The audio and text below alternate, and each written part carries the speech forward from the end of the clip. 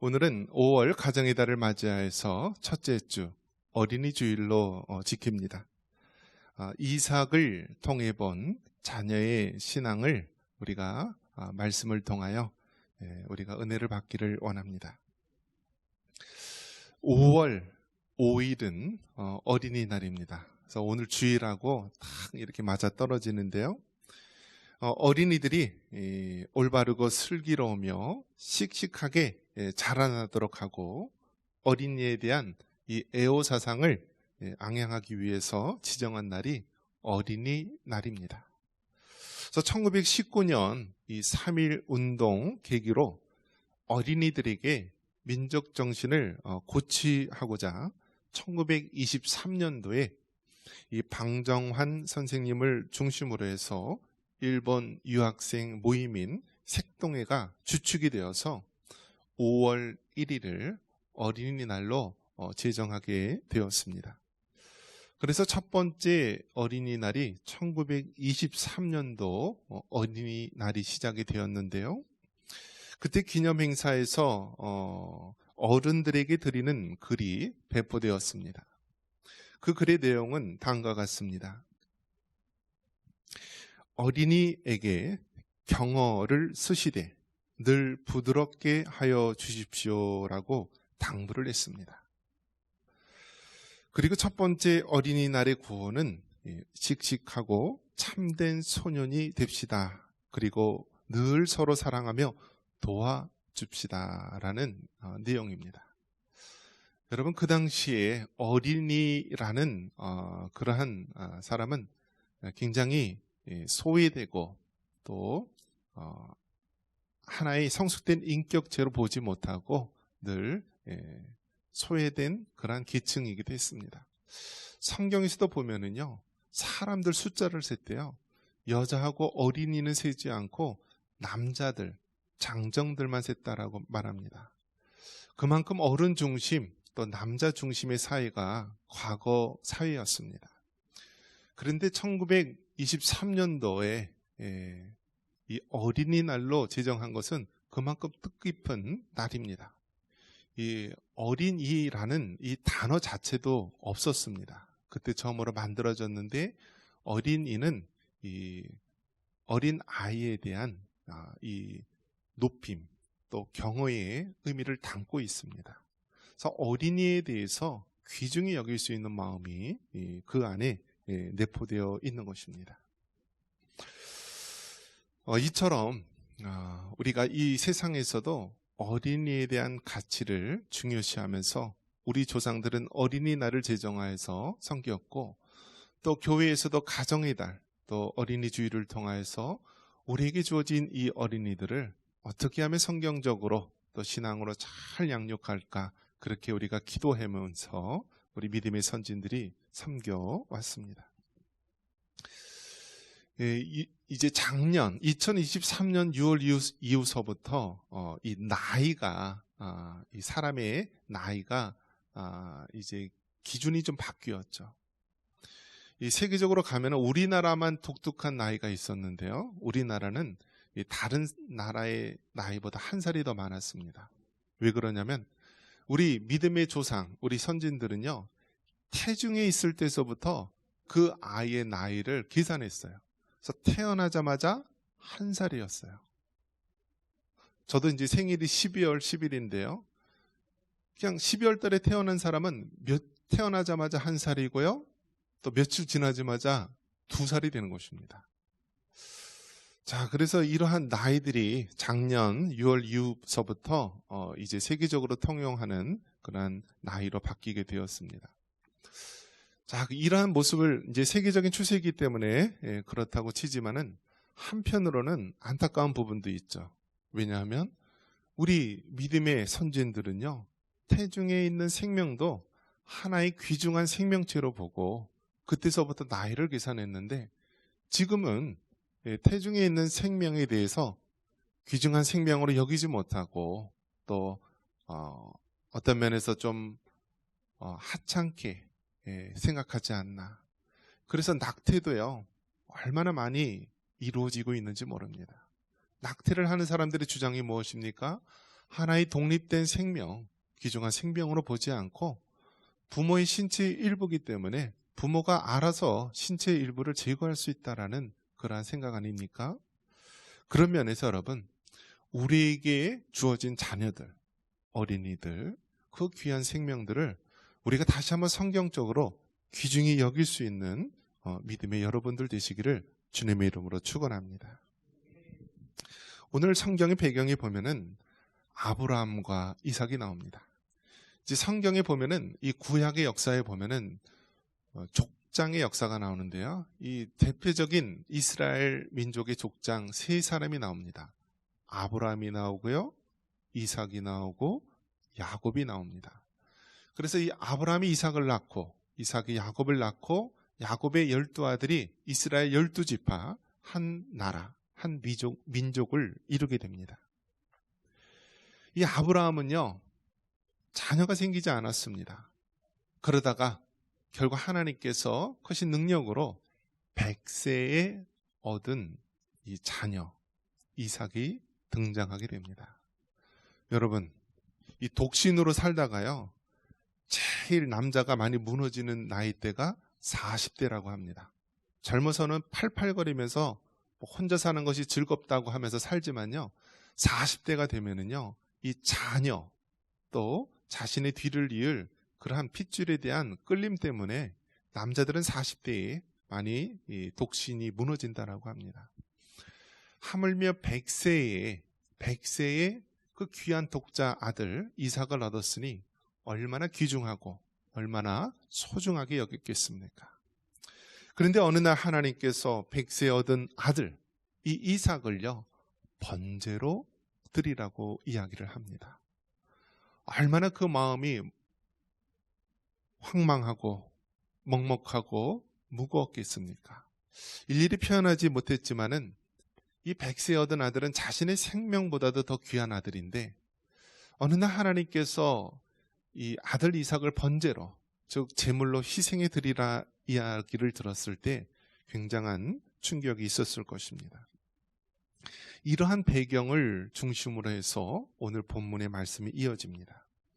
먼저 이 아들 이삭의 이름의 의미를 우리가 살펴볼 수가 있습니다. 우리 창세기 21장 3절 다시 한번 읽어보겠습니다. 3절입니다. 아브라함이 그에게 태어난 아들 곧 사라가 자기에게 낳은 아들을 이름하여 이삭이라 하였고. 아멘. 이삭, 영어식 표현으로는 아이작이라는 표현을 쓰는데요, 이삭이란 이름이 굉장히 많이 사용이 됩니다. 근데 그 이삭이라는 말의 의미가 무엇이냐면 기쁨이라는 뜻입니다.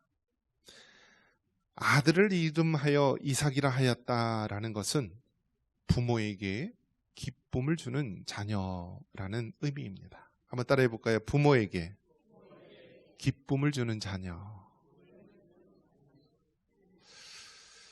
이삭을 통해 본 자녀의 신앙을 보면 먼저는 부모에게 기쁨을 주는 어린이, 기쁨의 어린이라는 사실입니다. 이삭, 그 의미가 기쁨, 웃다, 흥겹다 라는 의미입니다. 이삭은 이름 자체가 기쁨입니다. 즐거움입니다. 여러분, 자녀들이 특히 100세 얻은 그 아들 이삭을 봤을 때 얼마나 기쁘고 얼마나 그 마음이 흐뭇했겠습니까? 이렇게 부모는요, 자녀를 바라볼 때 기쁨이 되고요, 또 즐거움이 되는 것입니다. 100세 얻은 아들 이삭이 기쁨이 되었듯이요, 우리의 자녀들, 우리에게 주어진 그 맡겨진 영혼들이 여러분 하나님 앞에 기쁨이 될 수 있기를 주님의 이름으로 축원합니다. 예수님께서 이 땅에 태어나실 때 우리 예수님도요, 뭐라고 불렀냐면 온 백성에게 미칠 큰 기쁨의 좋은 소식이라는 말을 하였습니다. 우리 누가복음 2장 10절 같이 한번 읽어보겠습니다. 천사가 이르되 무서워하지 말라. 보라, 내가 온 백성에게 미칠 큰 기쁨의 좋은 소식을 너에게 전하노라. 아멘. 하나님이신 예수님께서 2000년 전에 이 땅에 오셨습니다. 그 예수님이 이 땅에 육신의 몸을 입으시고 태어나시게 되는데, 그때 천사가 이야기를 해줍니다. 온 백성에게 미칠 기쁨의 좋은 소식을 알려준다 하면서 메시아 되신 예수님이 이 땅에 태어남을 알려주게 됩니다.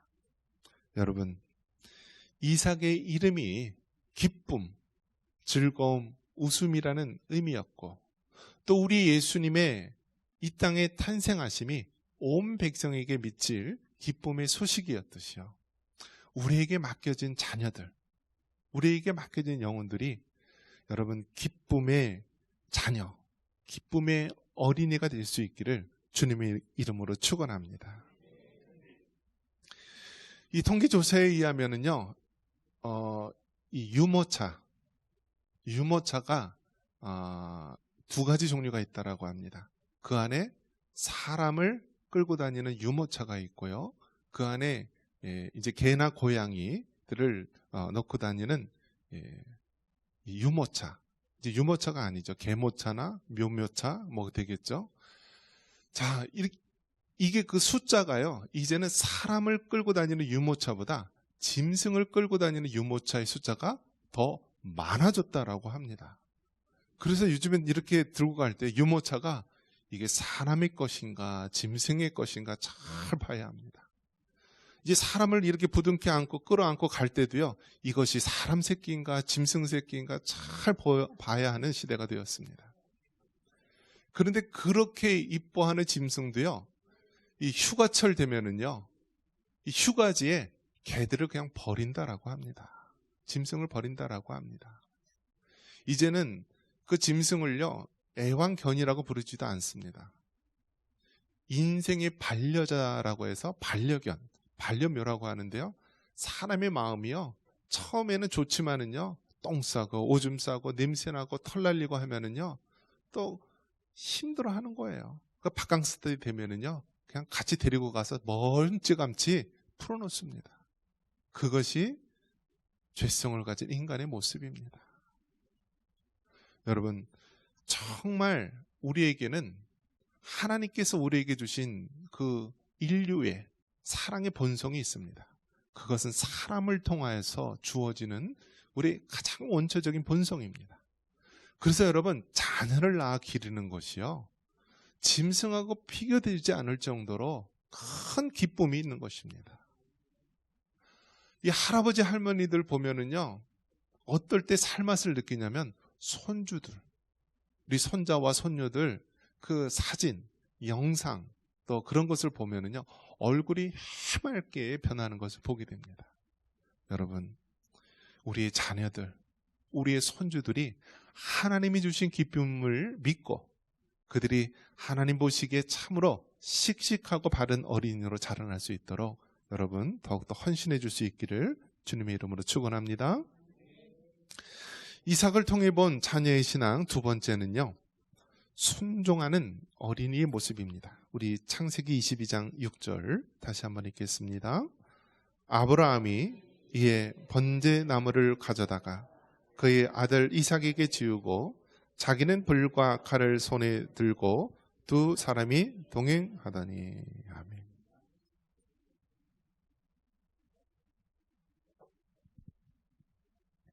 번제나무를 가져다가 그 아들 이삭에게 지우고라고 말씀합니다. 이는 부모에게 순종하는 자녀의 모습을 말해주고 있습니다. 순종하는 어린이입니다. 이삭은 아버지가 번제나무를 가져다가 자기에게 주었을 때 그 나무를 묵묵히 지고 모리아산을 향하여서 올라갔습니다. 번제를 드릴 때요, 그 소나 양이나 염소를 온전히 태워드려야 되기 때문에 그 장작의 부피를 볼 때요, 굉장히 많았을 것입니다. 그런데 그 많은 장작더미, 무거운 장작더미를 그 모리아산을 향하여, 그 거친 언덕을 향하여 올라갔을 때 얼마나 힘들고 어려웠겠습니까? 그런데 이 아들 이삭은요, 순종하면서 묵묵히 그 나무를 지고 올라간 것입니다. 여러분, 우리의 자녀는 기쁨입니다. 그 기쁨이 되는 자녀를 우리는 하나님께 또 부모님에게 순종하는 믿음의 자녀로 양육하고 키워야 하는 것입니다. 이제 우리 사회가요, 포스트 모던 사회가 되어서요, 이 사회가 정말 중구난방으로 변해버립니다. 과거에 우리 사회, 모더니즘 사회에서는요, 그래도 어른을 존경하고 또 나라에 충성하고 어떤 그러한 모습이 있었다라고 한다면, 이 포스트 모던 사회에서는요, 각 개인주의, 각 개별주의가 만연한 사회입니다. 그래서 남이 뭐라고 하든 내가 좋으면 그것으로 끝입니다. 그렇기 때문에 이제는 이 권위가 파괴되고요, 가정에서 부모님의 말씀에 불순종하고 학교에서도 선생님 말씀을 안 듣는 사람들이 태반입니다. 이제는 뭐 직장이나 그런 데 가서도요, 과거와 같이 뭐 사장, 부장, 뭐 차장, 과장, 대리 이런 수직적인 계급이 아니라 이제는 팀장으로 부릅니다. 팀장. 그러니까 수평적인 개념 속에서 일 중심으로 모이고요, 또 수평적인 관계를 강조하는 시대가 되었습니다. 그러다 보니까 이 순종은 구시대의 유물처럼 되어버리고 맙니다. 여러분, 성경은 분명히 말씀하고 있습니다. 부모님에게 순종하는 것, 하나님에게 순종하는 것이 하나님이 기뻐하시는 바요, 또 우리에게 명령하신 하나님의 말씀임을 믿으시기 바랍니다. 순종의 본을 보이신 분은 누구십니까? 바로 우리 예수님이십니다.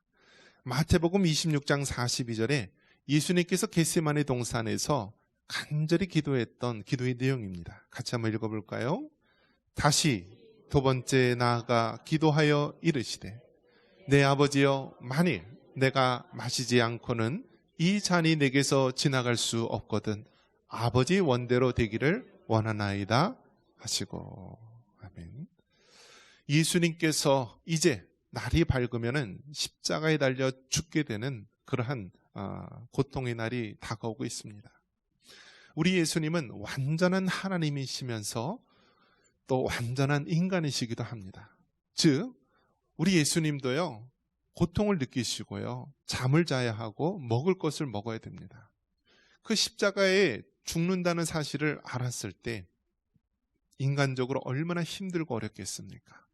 그 고통을 당하는 것을 생각한다면은 인간적인 생각으로는 그 고통을 피해가고 싶은 것이 사람의 본성일 것입니다. 그래서 예수님께서는 이 잔이 내게서 지나갈 수 있으면 좋겠다. 즉 십자가의 고난이 그냥 지나가고 이 고통을 안 받았으면 좋겠다라고 말합니다. 그러나 항상 기도의 마지막은 어떻게 끝나야 됩니까? 한번 따라해 보겠습니다. 아버지의 원대로 되기를 원하나이다. 우리 예수님도요, 하나님 아버지께 이야기합니다. 하나님, 정말 이 고난의 잔이 그냥 지나갔으면 좋겠습니다. 그러나 내 뜻대로 되지 말고 아버지의 원대로 되기를 원하나이다. 여러분, 우리 예수님께서는요, 완전하신 하나님이시고요, 죄를 당할 일이 아무것도 없으시고요, 십자가에 당할 일을 하지 않으셨던 온전하신 하나님 아버지, 우리 예수 그리스도 하나님이십니다. 그런데 그 예수님께서 왜 십자가를 지시며 왜 이러한 기도를 했습니까? 오늘날 우리 믿는 그리스도인으로 하여금 순종의 본을 보여주시기 위함입니다. 우리 예수님께서 성부 아버지의 뜻에 따라서 순종으로 십자가를 짊어지셨듯이요, 오늘날 이 땅에 사는 많은 그리스도의 자녀들에게 순종의 삶을 가르치고 있는 것입니다. 여러분, 육신의 부모님에게 순종하지 못하면서 어떻게 눈에 보이지 않는 영의 아버지에게 순종할 수 있겠습니까? 눈에 보이는 그 부모님을 우리가 잘 섬기지 못하면서 어떻게 눈에 보이지 않는 하늘의 하나님을 잘 섬긴다고 말할 수 있겠습니까? 그렇기 때문에 여러분, 어렸을 때서부터 떡잎부터 그것을 알아본다고 이야기하지 않습니까? 10계명 중에서도 5계명, 인간 사이에 지켜야 될 가장 첫 번째 계명이 네 부모에게 네 부모를 공경하라고 말씀합니다. 이 말은 무슨 뜻입니까?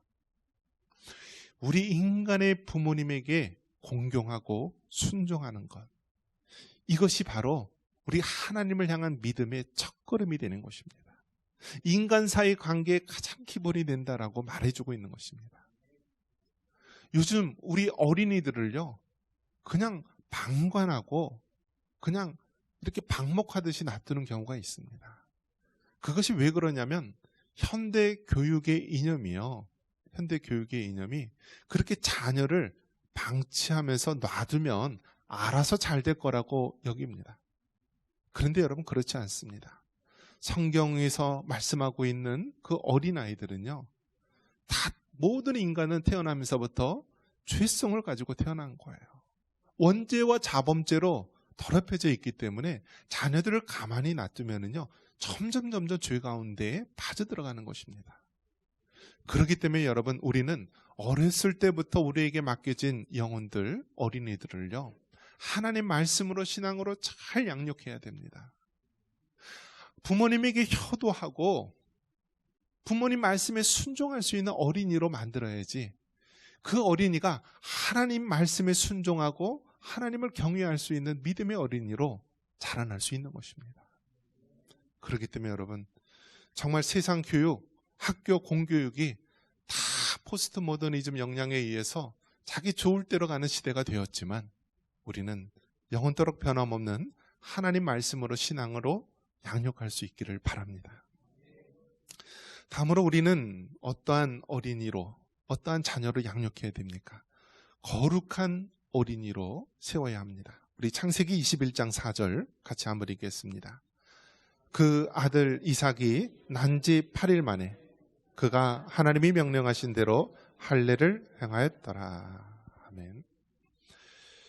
이삭을 통해 본 자녀의 신앙의 모습, 이삭을 태어난 지 8일 만에 할례를 행하였다라고 말합니다. 이것은 하나님께 구별된 거룩한 자녀의 모습을 말해주고 있습니다. 여러분, 할례라는 것이 무엇입니까? 할례는요, 이 남자의 이 생식기의 표피를 잘라내는 것입니다. 그래서 이스라엘 모든 남자들은요, 태어난 지 8일 만에 할례를 행하게 됩니다. 이 백세 얻은 아들 이삭도 마찬가지입니다. 하나님 말씀대로 8일 만에 할례를 행하게 됩니다. 이 할례를 행했다라는 것, 육신을 제거했다.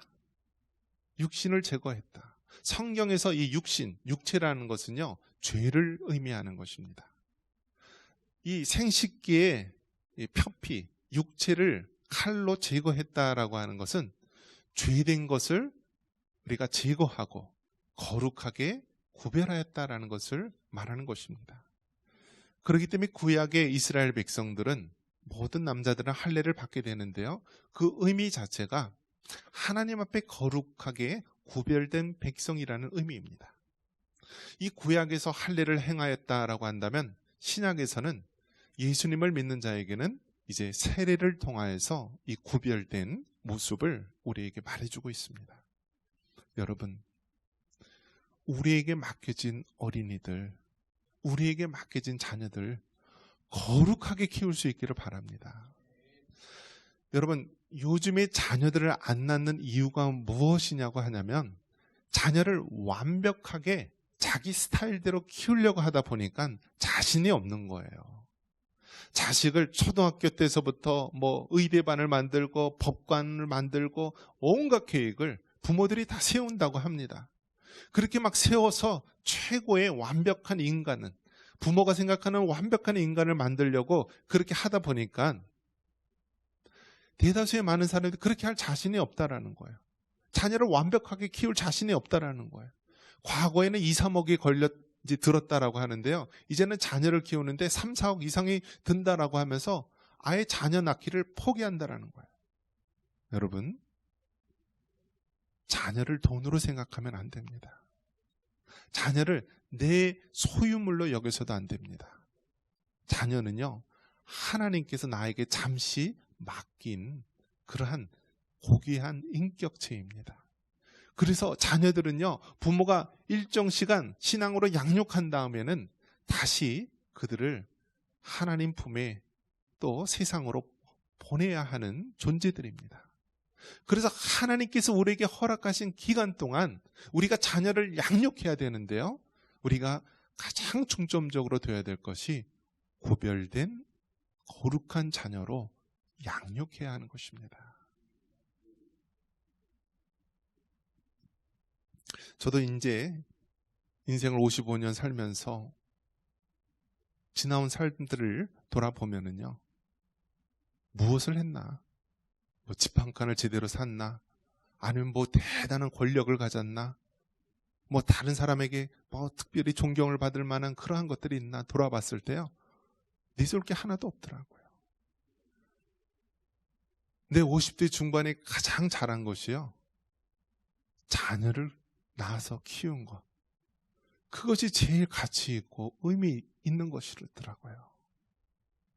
여러분, 하나님이 우리에게 맡겨주신 자녀, 또 더 나아가서 할아버지 할머니 된 여러분들은 하나님이 우리에게 맡겨주신 그 손주들을요, 어려서부터 구별된 거룩한 자녀로 양육할 수 있기를 바랍니다. 이것이 가장 하나님께서 기뻐하는 것이요, 인생의 가장 보람된 일일 것입니다. 요즘에는 촉법 소년이라고 해서요, 아이들이 너무나 영악해졌어요. 그래서 이제 스마트폰으로 다 인터넷으로 모든 것을 검색해서요, 자신들이, 어린아이들이요, 영악해서 온갖 범죄를 저지릅니다. 이제 촉법 소년이라고 하는데요, 만 10세에서 14세 미만의 소년들은요, 이 형사 사건에 대해서는 이제 책임을 지지 않고 소년법에 의해서 재판을 받게 됩니다. 그래서 이제는요, 아이들이요, 이 10대, 14세 미만 아이들이요, 미쳐 날뛰어가지고 경찰 순찰차 그 지붕을 막 밟고 뛰고 난리를 치고요, 도로 한복판에 대자로 누워 있습니다. 자기는 촉법소년 나이기 때문에 괜찮다라는 거예요. 이런 일이 어떻게 있을 수 있겠습니까? 여러분, 정말 세상은 이렇게 미쳐 돌아갑니다. 그러나 우리 하나님을 믿는 우리 믿음의 가정에서는요, 우리 아이를 신앙으로 양육해야 됩니다. 어려서부터 부모님에게 순종하고 또 거룩한 하나님의 자녀로 우리 자녀들을 양육해야 합니다. 우리 믿음의 부모님 세대들이 먹고 사는 것 때문에 자녀들을 그렇게 양육하지 못하셨다면 하나님께서 우리에게 다시 한번 기회를 주셨습니다. 어떤 기회죠? 우리의 손주들을 주셨어요. 이 손주들을요, 여러분, 요즘 맞벌이보다 힘들게 하는 우리 얼마나 젊은 세대들 많이 있습니까? 우리 손주들을요, 우리 할아버지 할머니 된 여러분들이 신앙으로 잘 양육할 수 있기를 바랍니다. 그들이 정말 순종하는 어린이로 만들고요, 그들이 정말 하나님 앞에 구별된 거룩한 어린이로 만들고, 그래야 해서 부모님과 하나님께 기쁨이 될 수 있는 어린이로 만들 수 있기를 주님의 이름으로 축원합니다.